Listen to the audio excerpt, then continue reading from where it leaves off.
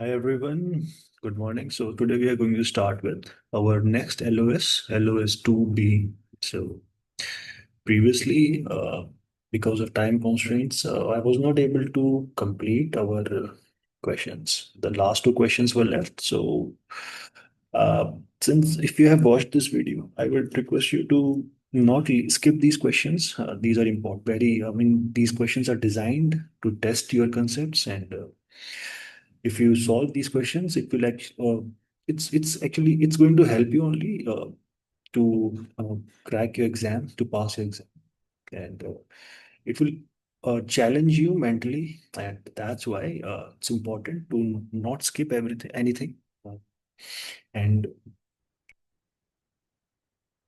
so the best approach is going to be from if I were to give you advice, try to watch this video the first thing in the morning, and afterwards do one thing is try to practice questions. If you keep on testing your concepts by questions, and these questions uh, will uh, help you with the revision also. If you are not able to revise things, uh, so if you're not able to revise things, try to do questions, and immediately after the session you are using any book, any if you are referring to any book, any notes, so that's also a good place to start.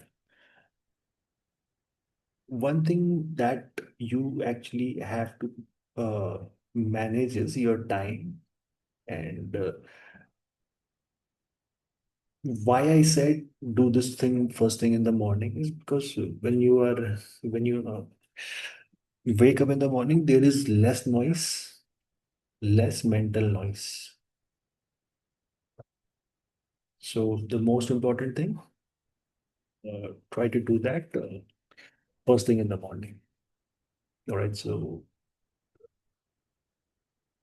whosoever designed this curriculum, whosoever has designed these questions, they actually put in a lot of thought into this, and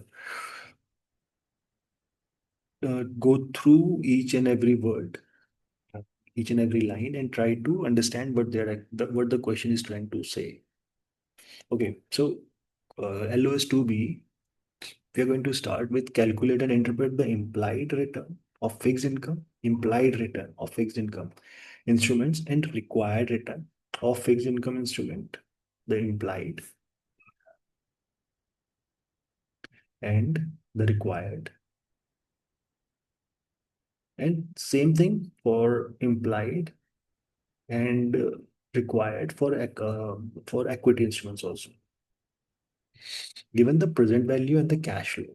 So from present value and from cash flow, implied and required return for equity fixed income instruments, and implied and required return of equity instruments, fixed income and equity instruments, present value and cash flow. So these are actually the keywords we are going to talk about.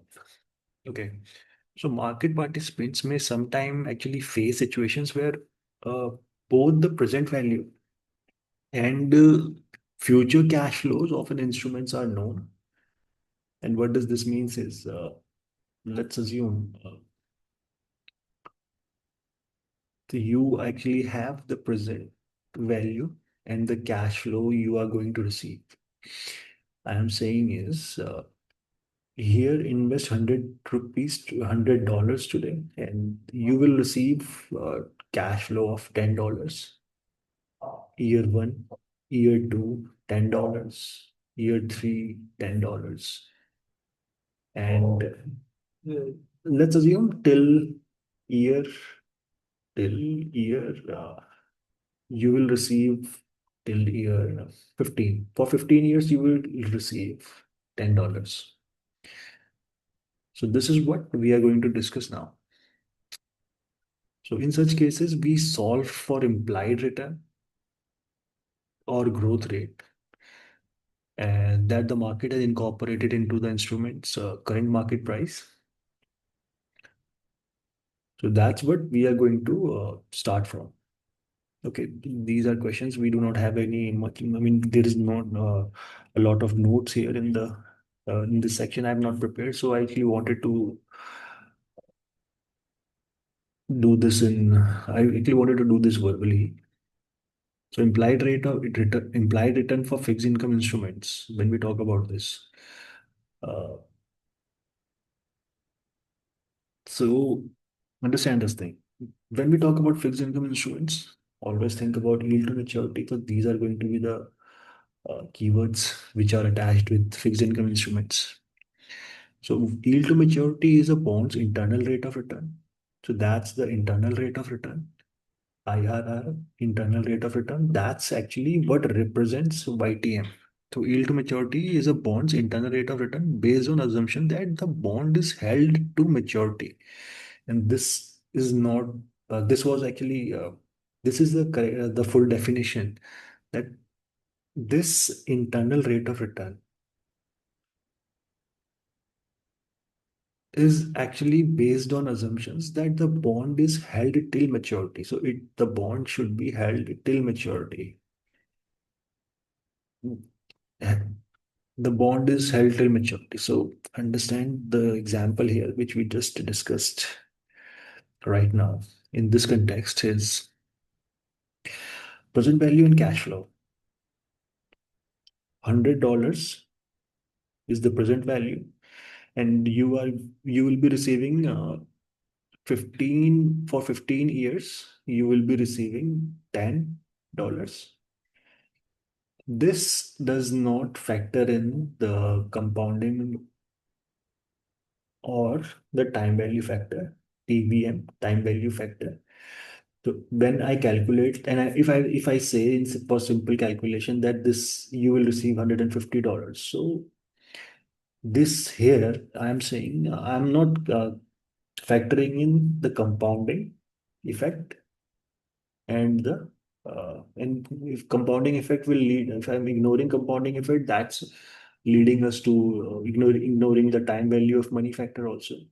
So what you actually need to understand here is until I and okay, so previously we have discussed how in the time value okay, the this rates and return, if we have done something present value questions. So present value, when we talk about present value, uh, we do not have, maybe somewhere we actually did this exercise. So we discussed about how the cash flow is going to look at, and this is actually the logic of DCF also. This using this logic, we do DCF, discounted cash flow in valuation. So what I'm doing is I am bringing everything back to the recent year.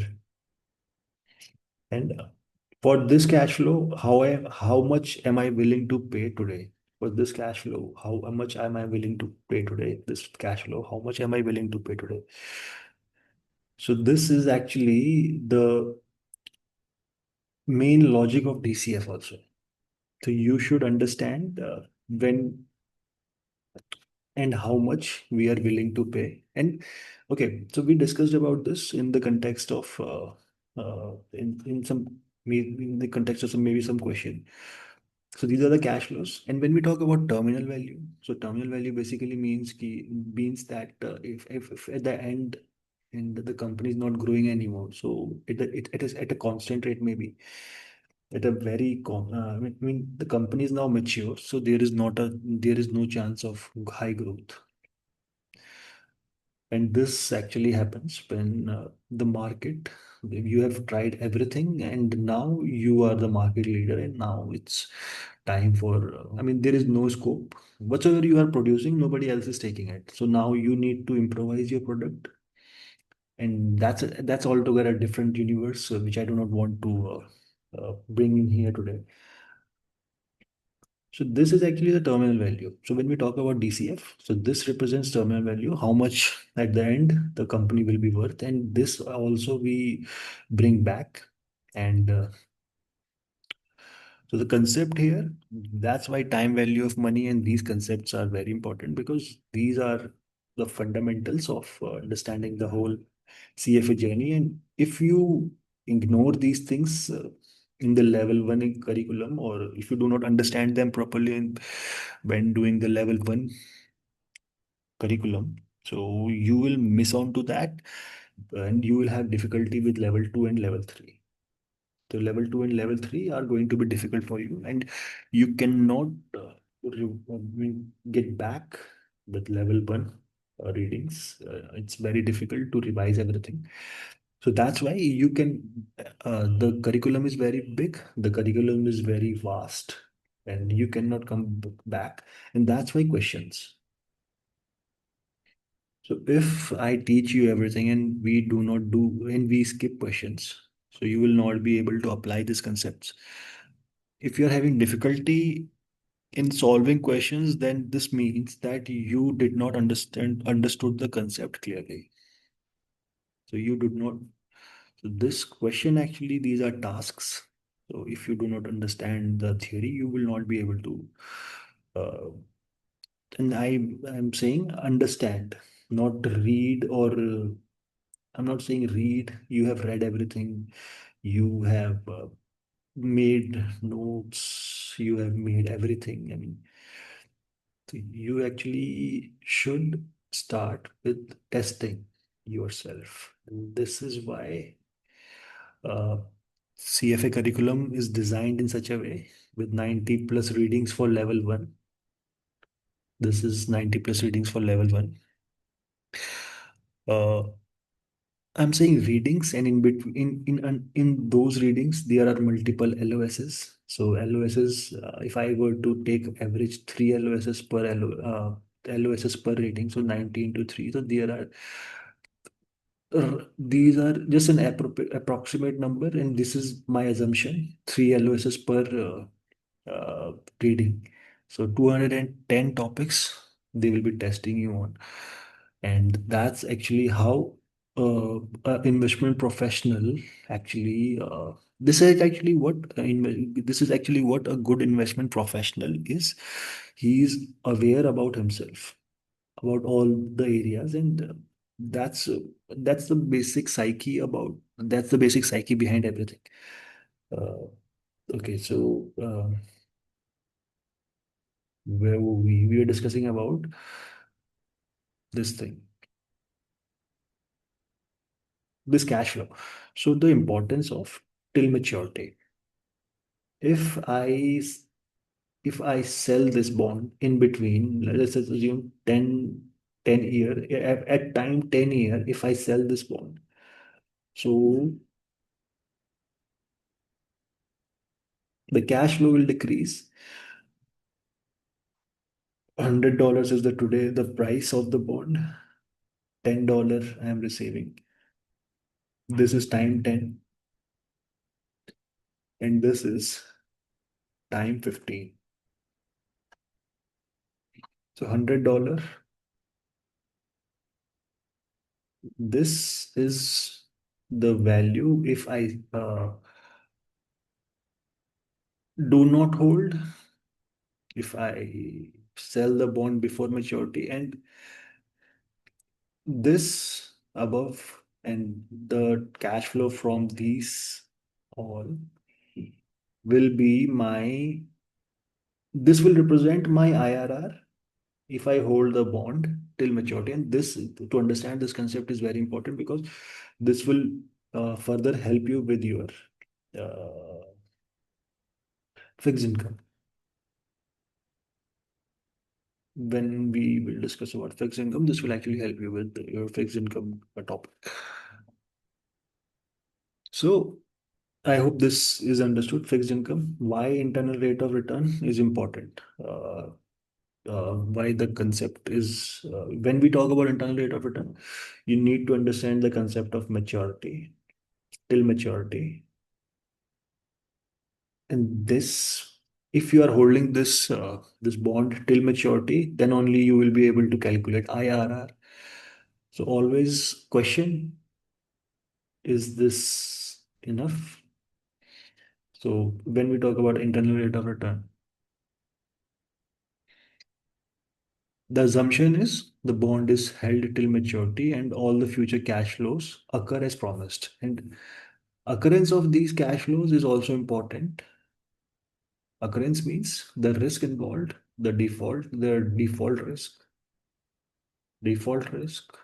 Now, since I have said that the default risk, you should be able to recall, but so interest rate, how interest rate is designed.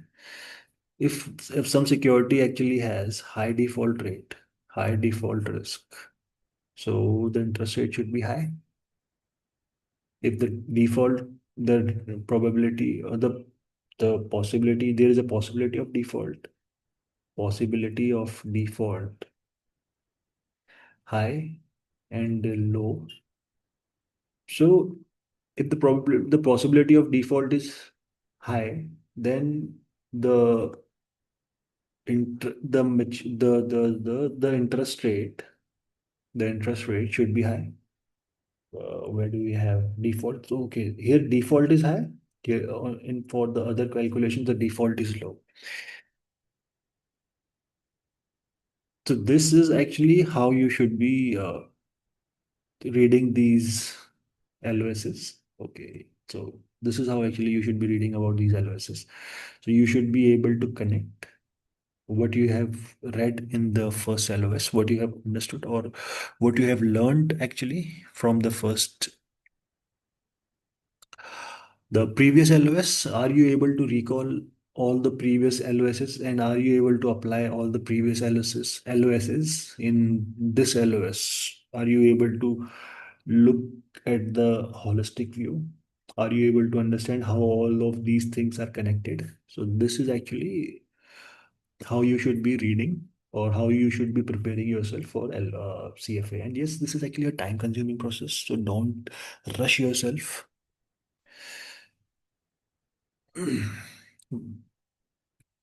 Okay, so default, so one assumption to calculate. So the assumption here is the to calculate IRR, it's still maturity, yes, and default,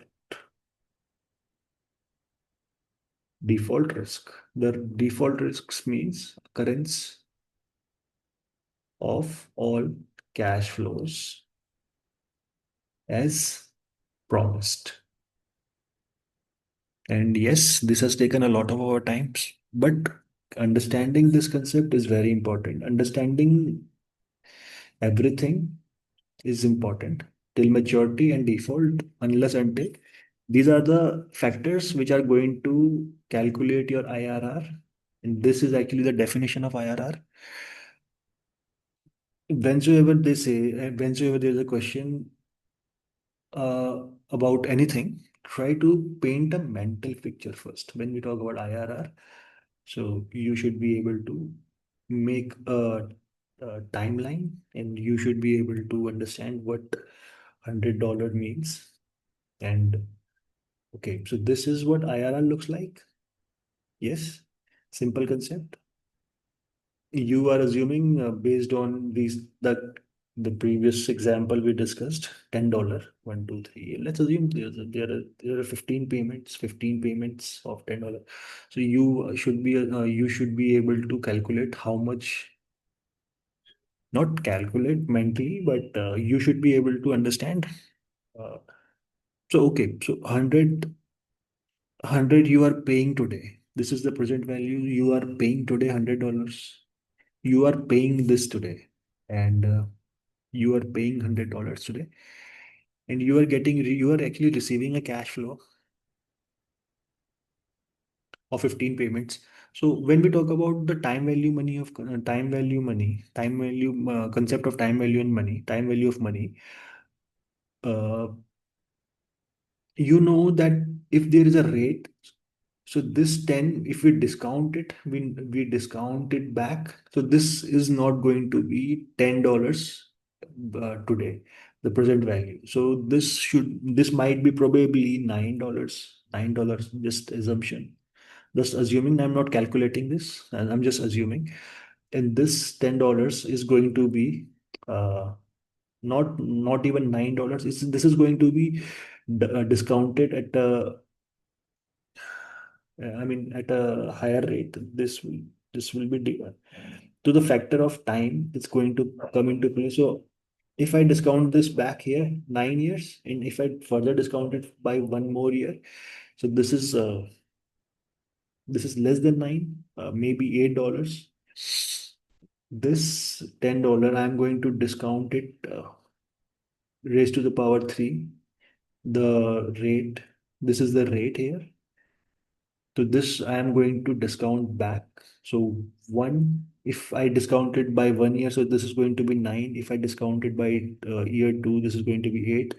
And if I discount it back from year one to time zero, so this is going to be even less than eight. So this is going to be seven maybe. So the value of all your constant cash flows is actually decreasing when you are discounting them for the time value of money concept. Understand this thing. So at the end, if everything is more than given this, I mean, given the cash flow after discounting everything, if you are able to generate, if you are able to generate something, let's assume even if you are generating 98 rupee, $98 after adding all cash flows, if you're generating $98 or if you're generating $110, so this is actually an investment that you would prefer. But this will depend on, do you have any other opportunity, any other better opportunity than to invest your money into this investment, and you will be receiving these cash flows. So that's where the opportunity cost comes into play. That's what the definition is. Okay, I am this color. Which color should I use? Okay, let's use black color. So I hope you have understood the concept basically, and I have connected everything back to chapter one, the back to LOS one. Okay, now let's so we calculate the yield to maturity implied by a bond's current market price for both discount and coupon paying bonds. And this is how we actually do this.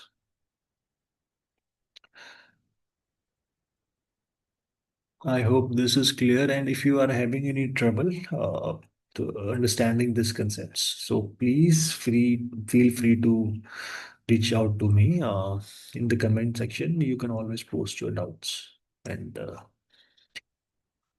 after thoughtful consideration, we will try to answer uh, your doubts, and we will try to cover and include those questions, the issues you will face uh, in our LSS. We'll try to make it more simple. Okay, so now let's do this example first. So rate of return for a pure discount bond. When we talk about pure discount bond, uh, there is this is a pure discount bond. No cash flows are there. No. So this is basically a pure discount bond and rate of return for a pure discount bond. So what is that you understand when it comes to pure discount bond? A zero coupon bond with a face value of, this is the face value, will mature 15 years from today. So this is time. The bond's price is $650 today.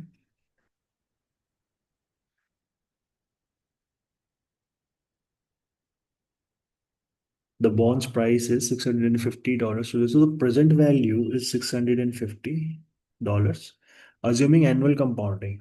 What is the investor's annualized return?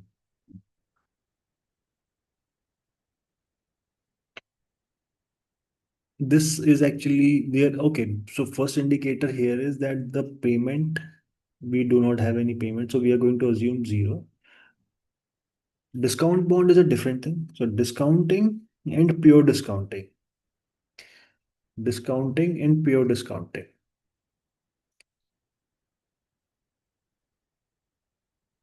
I am saying that these are the bonds. Let's assume that this is a bond situation. This situation is actually a bond.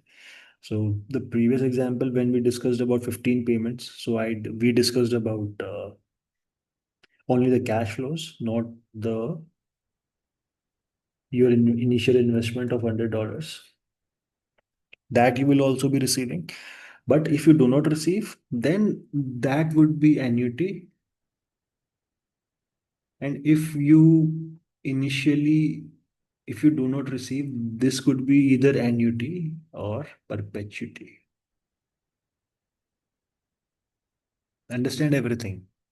Try to understand everything. Pay attention when you are uh, solving questions. So what I was saying is okay.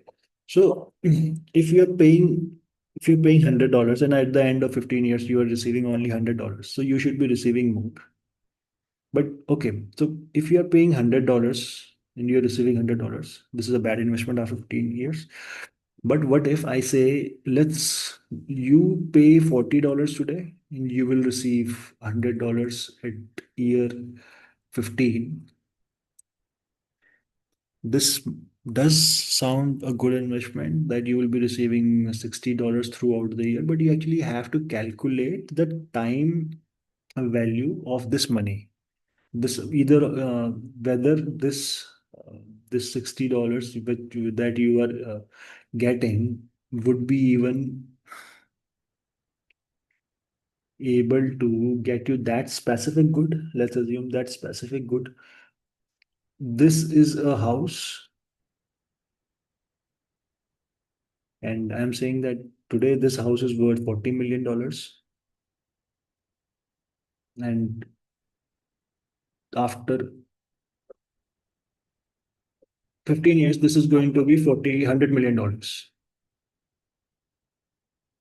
If you invest your $40 today, would you be able to purchase this house at $100 million price at that time? So would your this $40 be worth $100 at time 15? So this is actually what uh, uh, this is actually what the concept of time value of money looks like. But when we talk about the cash flows, and this is actually a pure discount example. This is actually a pure discount bond because throughout, if there are multiple coupon payments, if there are coupon payments,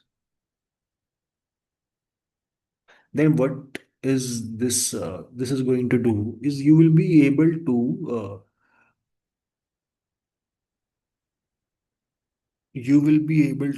get your returns more timely or more quickly than your return. So this actually also increases your uh, the risk due to long duration. Risk due to long duration, and the risk due to long duration is maturity risk, maturity premium. And that's why maturity premium, that's where maturity premium comes into play.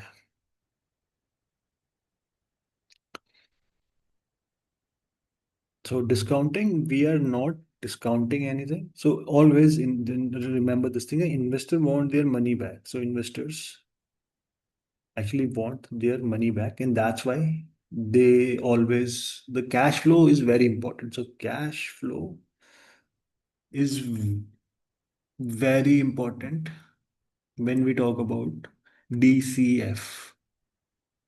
If there is no cash flow, so if there are, I mean, if there is no cash flow, then you will not be able to do a DCF, because CF, the DCF, discounted cash flow, can is incomplete without cash flows, and you discount everything back to the time zero.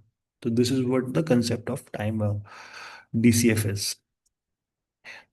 Okay, so let's quickly do this question. This question is, okay, I hope that you are familiar with the calculator now a little bit.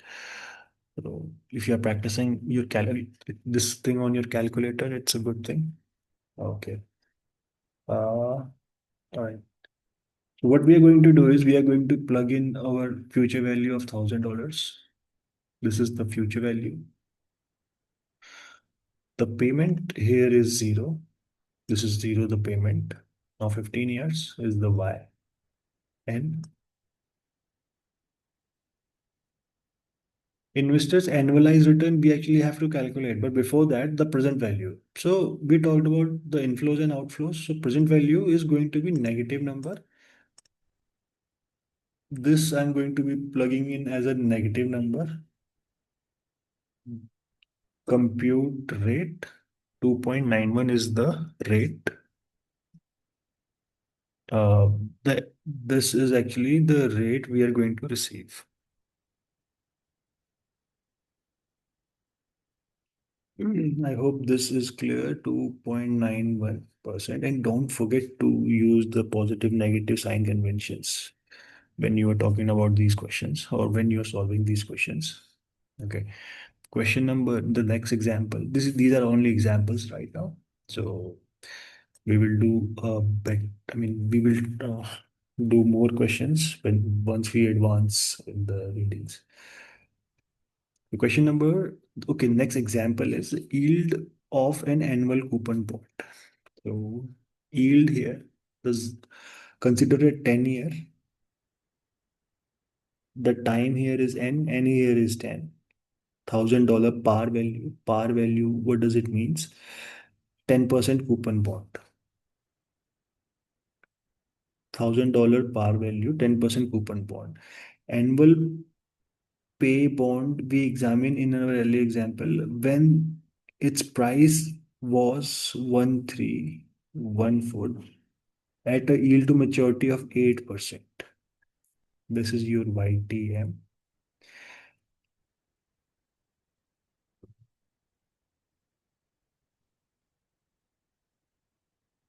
This is your YTM. So first what you have to actually do is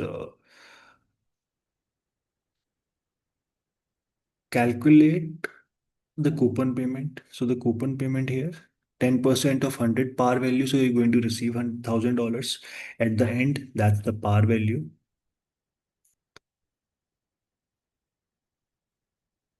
10% of 100 is going to 10% of $1,000 is $100. This is your payment, PMT.